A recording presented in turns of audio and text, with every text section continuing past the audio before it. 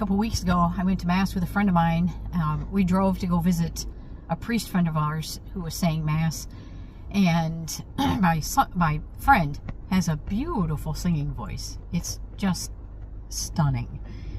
Anyway, we're at Mass, and we're singing with the songs and everything. And after Mass was over, we're getting out of our pew, and a couple ladies come up to us, and they look at us because they don't know us. We're just visiting their church, and they said, "Are you the ones with the beautiful voices?"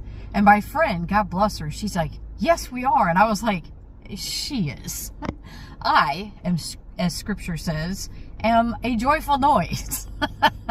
I am not a singer, but it does not stop me from doing so. But anyway, it was just a great compliment to her because she does have a beautiful voice. And I thought of that this morning during Mass. Anyway, I hope you're having a fantastic day. I know I am. And I'll see you soon.